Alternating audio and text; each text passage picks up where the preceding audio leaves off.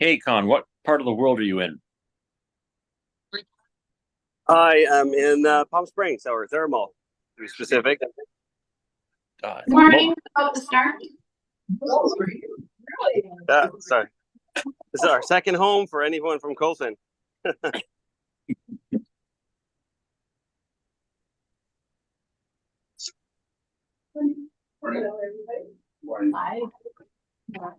I'm not hitting you around. I don't think, but the chamber anymore. They're good. Yeah, are you muted on there? I miss you. Good, Shelly. Yeah, we see Chevy there, so Hello. we're good.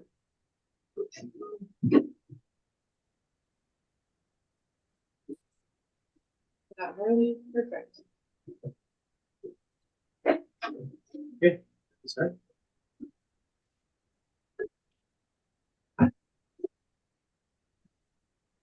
Hey, good morning, everybody.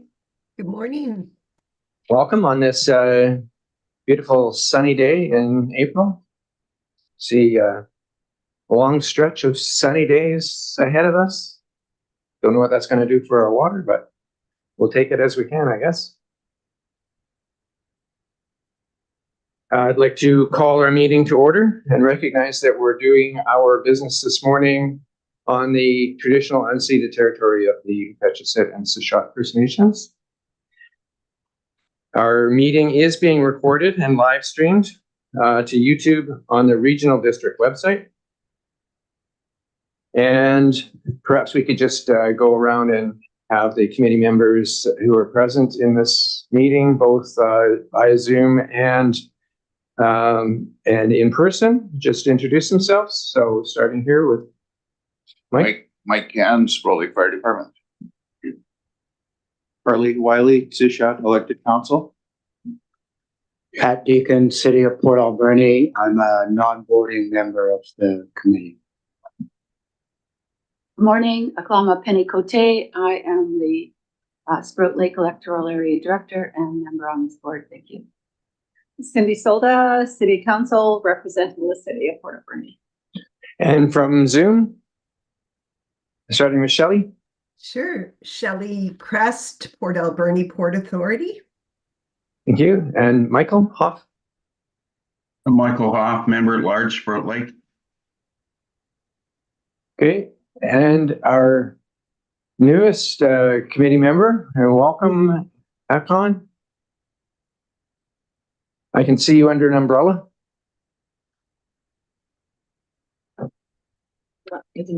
Akon, you just have to turn on your microphone. Oh. Okay, well, I will introduce Hakon, and Hakon is our newest committee member, and he is representing our anchor tenant at the airport, Colson's, and welcome. So we have quorum, and we're ready to go. We have an agenda in front of us.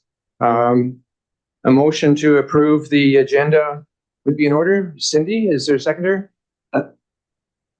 Sorry, Mr. Chair. I'm in receipt of an email that was sent to the ACRD in respect of a request to name the terminal building as the Wally Watts building. And it was sent to the ACRD on January 30th. So I don't know what the procedure is for adding that to the agenda or dealing with.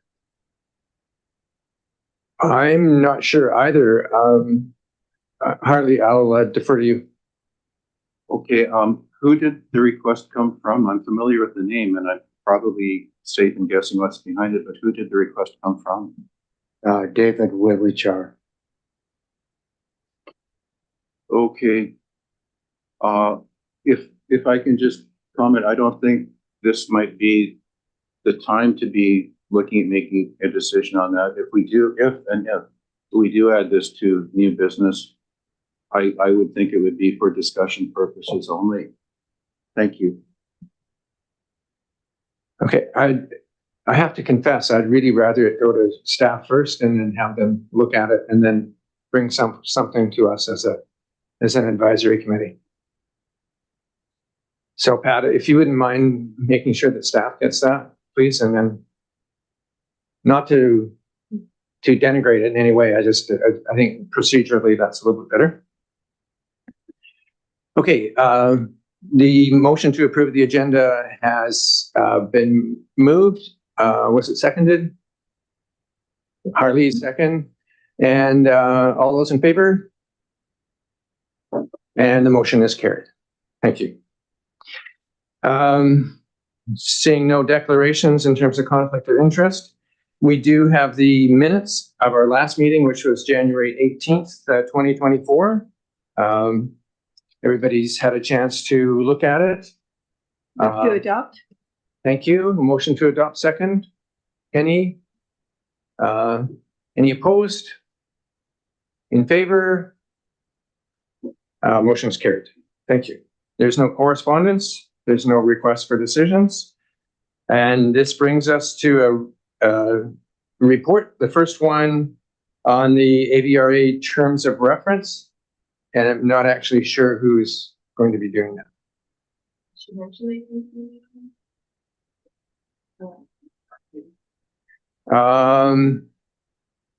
Not sure whether that's something Mark would do or not. So I think maybe we can leave this to our next, just put it off to our next meeting. Yeah. Penny? Thank you. The reason why this is here is because it's added one member representing the AVRA anchor tenant. Right. And everything. That's the change that's on here. Okay. So that's why it's on the agenda. So Is it something we have to deal with at this meeting, or can we defer it to our? we could defer it, but that's the only thing is that we've added one member. Right. Yeah. If you want to defer it, you can do that. Yeah. Well, let's do that, and so that Jenny has an opportunity to give us some background and why it's come about. I know it came as a bit of a surprise. Okay. So that then brings us to our, oh, no, I guess we need to make a motion to defer in that case, right? Or can I just? Yeah. Okay, we need a motion to defer this, this terms of reference to our next meeting. Penny? But we have this member here now. So I think that we do need to approve this so that we can accept this member to be sitting on our committee. Okay. So I'd like to make that motion that we accept this. Accept, The adjusted terms of reference adding. but we haven't seen the adjusted terms of reference. They're right here. Okay.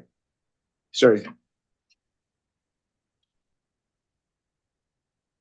Mr. Chair, if you don't mind, I'm just a little concerned that we didn't really have a chance to discuss this issue that I was aware of. Now, I did miss the last meeting, but you know, it's tough to approve something that there's been no discussion over. Although I take the point, we have the member here, so it's a bit of a catch-22. I have to agree. Like, I wasn't aware that this was even in the wind, so somehow this has come about.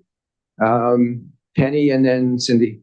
So the board has already approved this. Right. I understand that the ACRD board has approved this. So it's just that for us as a committee, it's sort of, It's backwards. it's a little bit backwards. In. Cindy?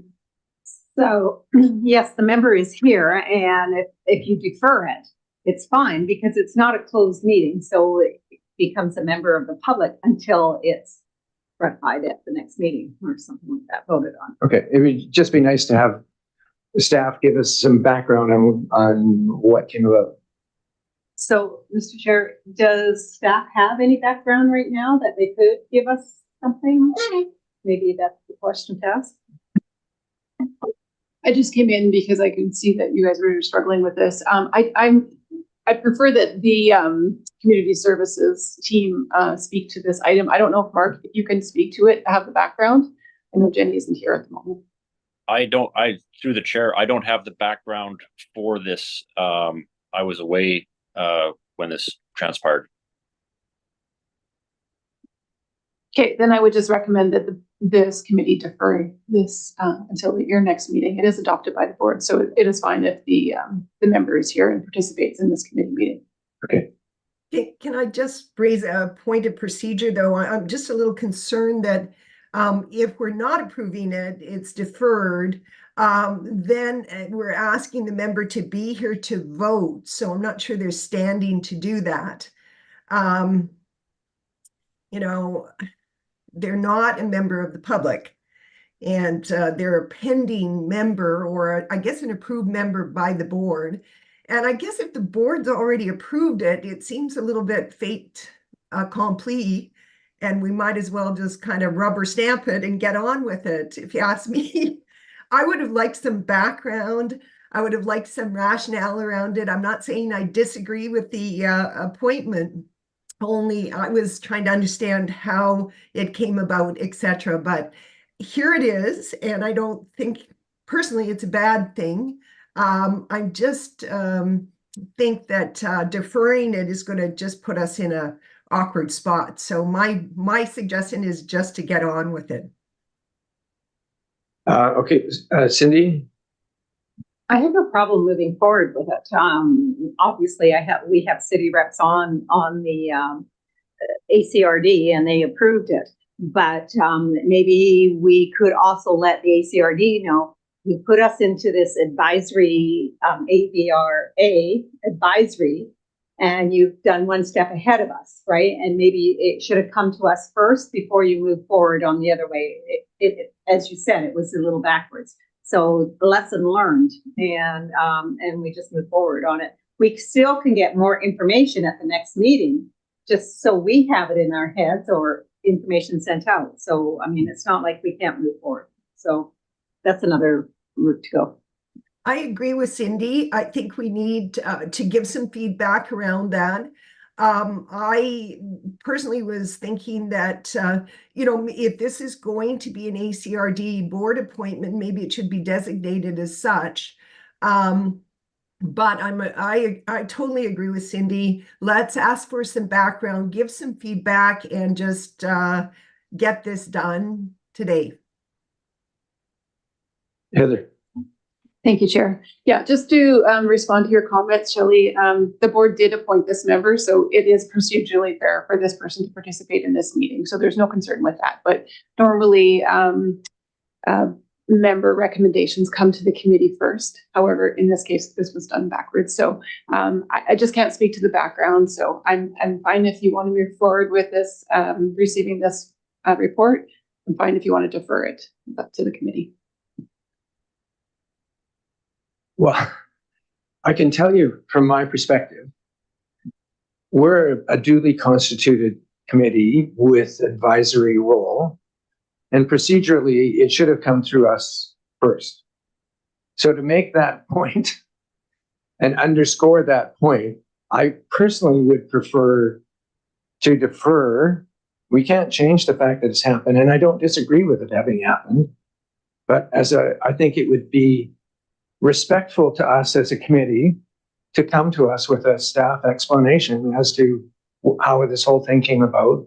And then we can go about and wholeheartedly endorse the decision that the ACRD Board of Directors has already made. So my recommendation is that we defer to our next meeting and allow Jenny to come back with an explanation. Cindy? I believe there is a motion on the floor still. I mean, it was first and second, and so the motion's there. But as long as the gentleman from Colson's rep does not feel slighted by this at all, like I feel really bad for him. Yeah. So I just wanted to, I have no problem with having another member. Yeah. So, you know. So just, Hakon, I'm just going to address you for a second. We're welcoming you. We're happy to have you. We're just going to defer the staff explanation until our next meeting. Yeah, no problem. kind of new to me too, and just kind of came out of the blue. But that's all right. I'm happy to be here. Yeah, I like working with that. You know. And you know, there's a lot of guys in that sense. Okay. So the motion is to defer. And all those in favor? Opposed? Carried. Thank you.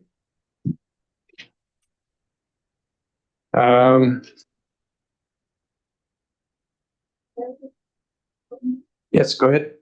So are we going to send a memo to the ACRD, or is that going to be done through the representative for the ACRD? Well, it'll be in the motion's in the minutes, and that can go through our staff connection. Yeah. Let's let the process work the way it's supposed to, even though it didn't yet before. We will be noble. Okay. OLS clearing update. We have Mike McGregor here to give us some background information on where we're at with this clearing update. Not to put too fine a point on it, Mike, but this is something that this committee has been working on for about 3 years now. So it's rather high priority for us. Hi, everyone. Thanks for having me today. And like I said, this committee's been working on this project for 3 years, and it's been an issue at the ACRA pretty much from the beginning of the airport. So I'll start with the good news. The good news is we finally have a license of occupation and occupant license to cut for managing the OLS area for AVRA, which is something that we've been lobbying the province for, and through a number of different applications and meetings with ministers over the last pretty much since the airport began. It's been an outstanding issue. We now have a long-term occupation and license to cut to manage our OLS. So we're able to do this under the occupant license cut program, and every time we go in to cut, we'll have to get a new occupant license cut, but that process is a lot easier since we already have our occupant license. So just so everyone's clear on that, we do have the current occupant license cut that we will be pursuing. We had gone to tender for getting that tree removal done in January here, but then we ran into an issue with some road use agreements on the Crown lands, and an unwilling negotiation is forthcoming. We haven't gone through it yet, but we're getting close, and province is participating in these discussions and trying to get away without going through arbitration, but that is always an option. I don't think we'll need to do it because we are close enough that I think that we'll have our road use agreements within maybe the next month. And then the goal is once our environmental restrictions are available, we'll be in there to remove the trees for the OLS as soon as possible. The environmental restrictions are a bird nesting window, goes from about March 15th to August 15th, and then also turtles. Turtles kind of depends every year on weather, but we have the pink turtle there, which is an endangered species. And so warm springs, they're out a bit earlier, but it's generally like a March window to a September window, depending on how cold it is in the fall too. So the goal right now is to get in there probably end of September, start of October, and then we'd have to follow up with a survey as well, and hopefully we'd be able to lower our window at that time. So happy to answer any questions about the process. There's a lot of background on here for discussions with the province and other parties. And I know that, this hasn't gone the way that we've all wanted it to go, but we are in a better position than we were a year ago. And, we will be in a better position a year from now too. So thank you. Committee chairs, questions. Cindy? So I'm hearing September to October to take the trees down, correct? And but will that also clean up everything and the airport will be ready to go, or is there more to that? Mark could probably give more detailed information about the process behind that, but it will clean up everything. We'll have to follow it with another survey to ensure that there's no obstacles. And then, if anything comes up, a small tree or bowl, then we'd have to follow up with that. But that process should be pretty forthcoming. So That's maybe this is a question through the chair for Mark, that when will it be operational and everything? I mean, because of the cleanup and everything like that. So are we looking like the following year or before Christmas? I mean, then we have snow and everything. Mark, did you answer? Yep, and through the chair. Yes, so we'll look at fall 2024 for the actual clearing. One of the first things that we'll be able to implement once the clearing is complete and to our satisfaction with the confirmation surveys will be the energizing of the precision approach path indicators, PAPIs. That's another visual asset that is already installed on the airfield, but we haven't been able to energize because of obstacles. And then so that's a short-term gain. And then the long-term gain is once we can confirm that we have no obstacles within our approved approach surface, we can go back to NAV Canada and request for lower limits into the field. Now the NAV Canada process, I can't give you a timeline on that, but hopefully within 6 months, we would have even lower limits at the site.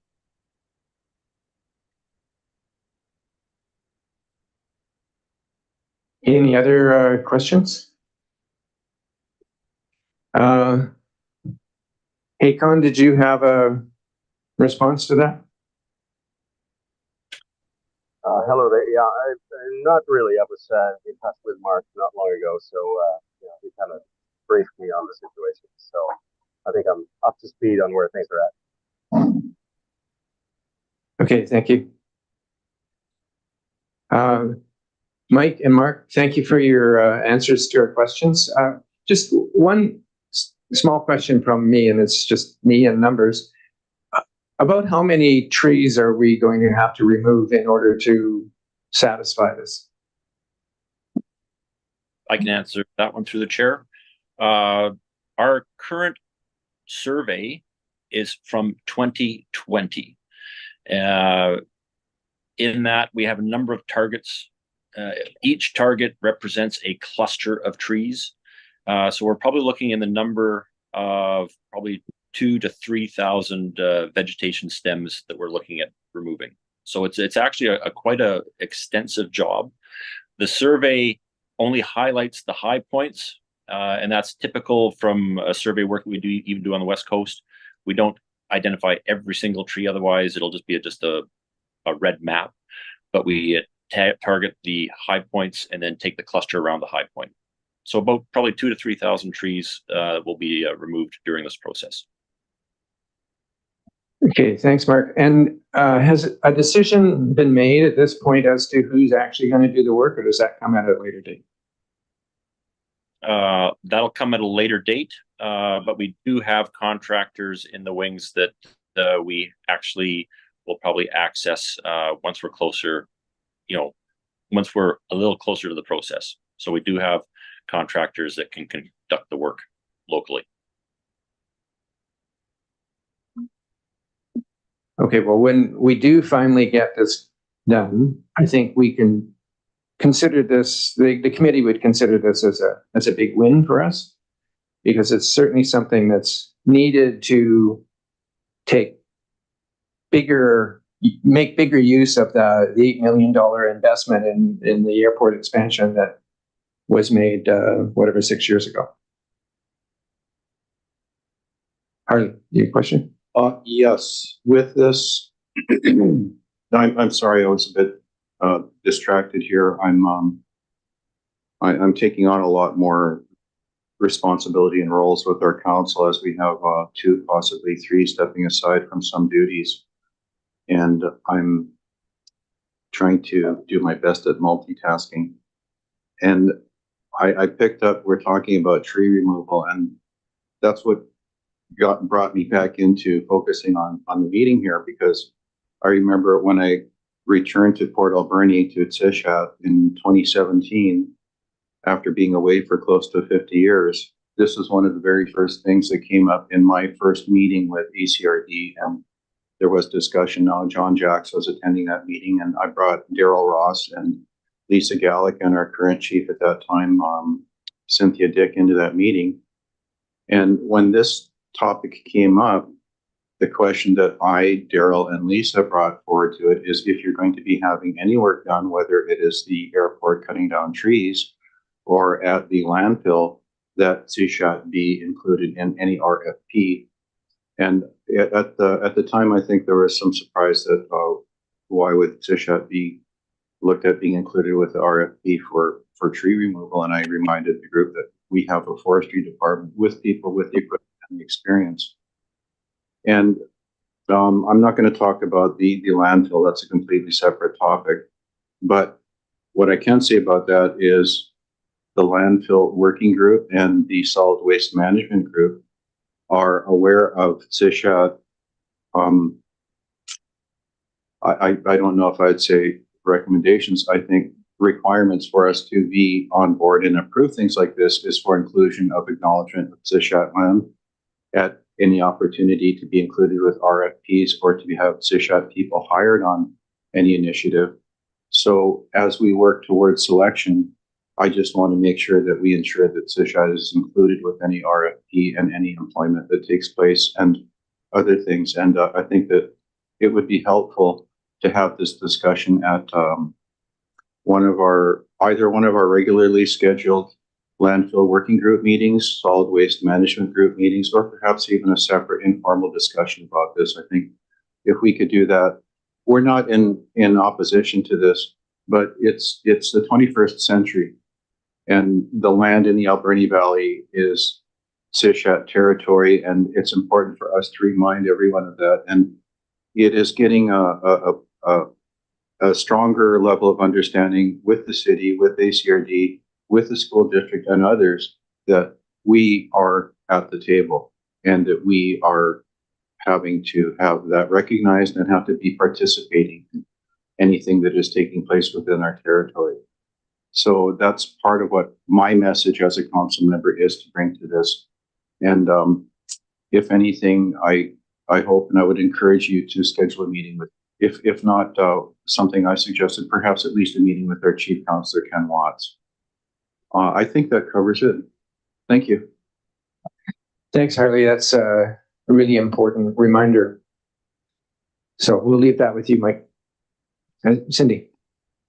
I remember something about that in the past and the discussions and stuff like that. And so does the Penny here. She can speak for herself, but my question is regarding the fiber and the logs. Some reason I thought Tsishat was really involved in that part of that discussion too. What happens to those 2,000 and 3,000 trees that will be taken down? And we're looking at a 2020 survey. So are we going to have a more up-to-date survey? Because is it going to be less trees or more trees are we looking at with the survey? Because trees do grow. So I'm just kind of curious to know what's happening there.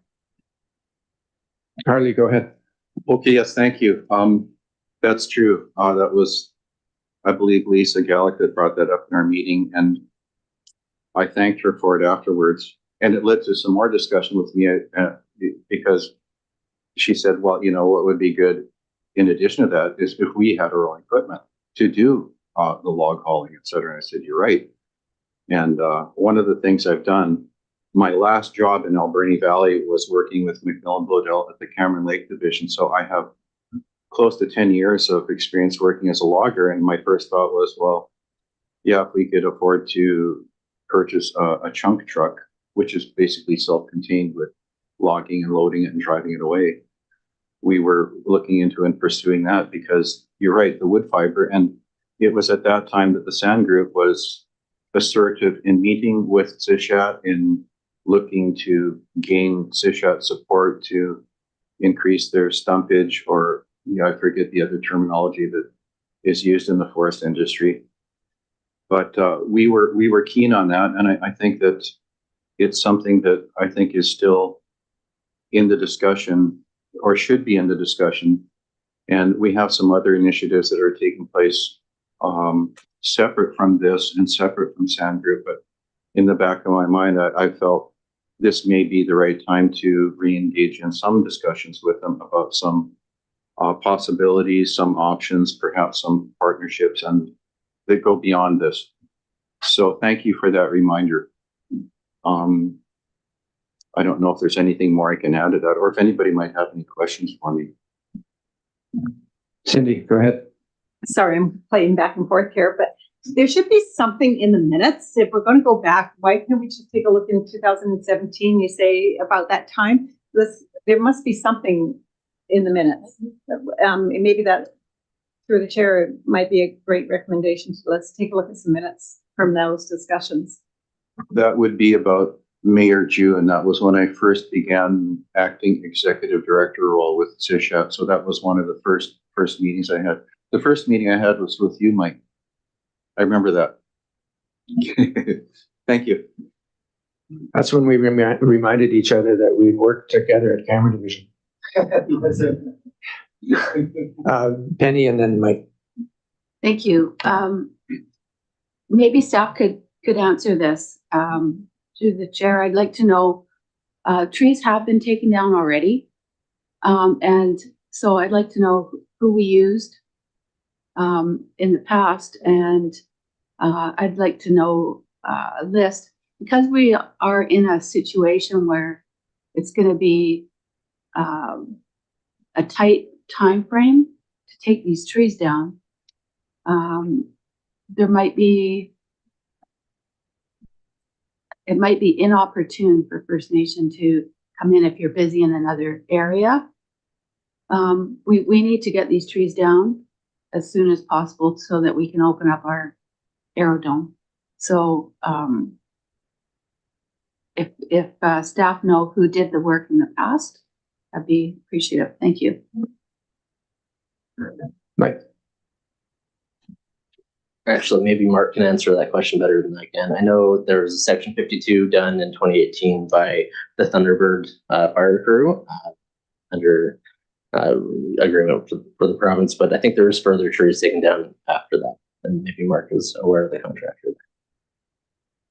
Mark, do you have any information? Yep, through the chair.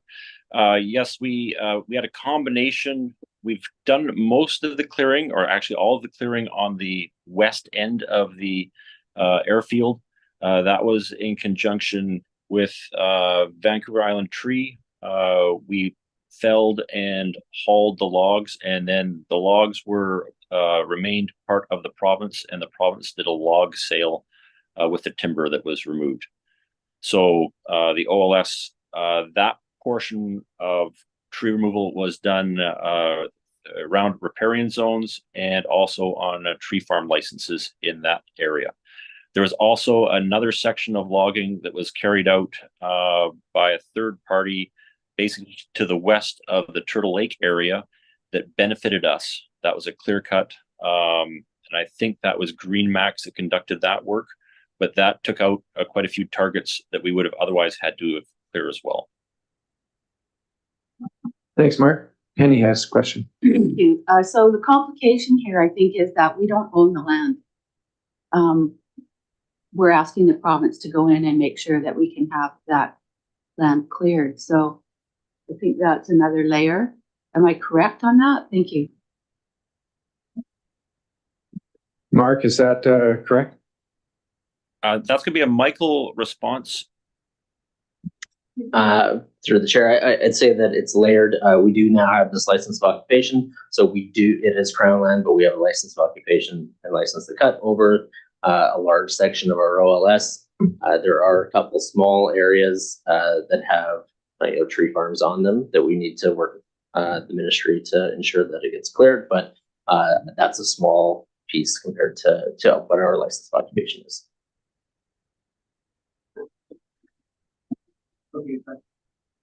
Sorry, the point still remains that it will be done. You'll do it, and you'll consult with all the various people that you need to consult with, particularly CISHAT. Right? That's correct. Thank you. Okay. Harley. Okay, yes. Now, I can appreciate maybe things have gone off and work has been done already, and hearing it may be too late for CISHA participation. However, it is important to raise this again because, as I've said, we raised this question in 2017. I remember it clearly. And the other thing is that it was Lisa Gallick again that reminded the ACRD that we're attending this, that in a previous activity before my time, I don't have the details, there was something where the trees were removed and CISHA was supposed to be receiving them. However, they went to someone else, and that was her reason for having that clear memory and reminder to the group that we were talking to. And that was why I and Daryl and Lisa were, I think, clear that anything done in the future should be done in consultation and working with CISHA. So looking at that, here we are 7 years later, and some similar situation has happened again. So this is my reason for bringing it up and raising this question again. CISHA must be consulted in any of the activities that are going on in this area. And I can understand and appreciate that, yes, I'm trying to jot down some of the information as we go through here. It's basically Crown land, but you have approval to operate on it. But I think that what is important is to, I think, begin some steps to work more closely with CISHA. And I think that if you do look up the minutes for April, May, June of 2017, and they were recorded accurately, that there should be some record of that. And what happened before that, I don't know, but when I leave this meeting, I'll be talking with our staff to learn a little bit more about that, because the progress we're making with the landfill working group and the solid waste management group is reminding ACRD that we have a history of being overlooked in a number of things historically, and we are working towards changing that. Some of the working groups and other stakeholders in the valley are aware of that and are working with us, as is the province, as is the federal government. So I really feel that this is the time for ACRD, the airport, and anybody and everybody to work more closely with us, because we are a local stakeholder. So again, I just emphasize, please make some time to talk with our chief at least. Thank you. Right, go ahead. I can add that I think it was December 23rd of this year, before we had our license of occupation awarded. There was a meeting between Ken Watts and Len Watts and Daryl as well, and with Daniel and Jenny and Mark and I. We discussed this at length with them and negotiated. The province provides these free use permits, which is 50 cubic meters of the timber is allocated to the Sishat Nation, which is to be delivered by us. So, and we have also, agreed to it, when we do our request for tender, adjust our tendering that we publish to be enhanced for, First Nations participation, so that we're able to award that contract. We haven't awarded that contract yet, so I'm not too sure how that process will go, but we are making adjustments to ensure that there's participation with Sishat and other First Nations in the valley too. Okay, Mike, thank you very much. Penny, question? No, just through the chair, the regional district has a working group now with Sishat. We meet quarterly, and we can put this on our agenda to make sure that we've discussed this as part of our conversation. Thank you. Perfect. Thank you. So we won't get forgotten. It'll get addressed, and it needs to. It's one of those really important topics that we just can't overlook it. Okay. Mike, thank you very much for bringing the committee up to date in terms of where we're at with this OLS. As we've talked, it's really important to us. It's important to this committee. It's important to this region. It's important to the ACRD. So thank you. Thanks, everyone.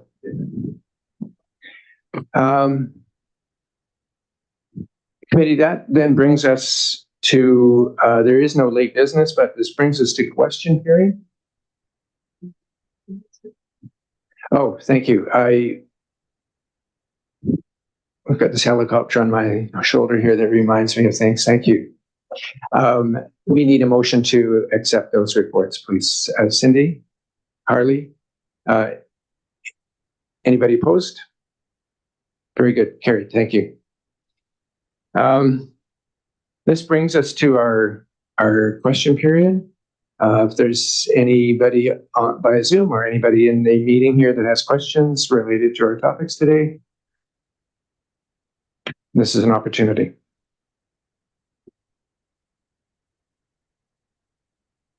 Please come forward and introduce yourself. You push the button to turn it on. Hello, everyone. I'm Roger Haggerty. I'm the president of the Alberni Valley Drag Race Association. I'm not sure if you're aware, as the Airport Advisory Committee, that we have started a process to apply to try and run on the runway. In the past, the Airport Advisory Committee approved us to run on the runway. And the last minute in-camera meeting with the regional district board members, it was turned down. We would like to ask you if you have any issues or concerns with us being on the runway. We've been doing research with other airports that run races on the runways. We've been finding out what they do and how they do it, and how they get around the problems that come up. So, does anybody know about this yet? Roger, thank you. And you're addressing me as the chair of the committee, so thank you. My understanding is, firstly, this issue for us from the perspective as a committee has already been dealt with by the province. And I also understand that May the 8th, you're going to the ACRD as a delegation. So that's where you should go. This isn't a topic for this committee right now. So take your delegation to the ACRD and see what the ACRD does. They're the ones who have any authority to make any changes or any representations or what have you, not this committee. Okay?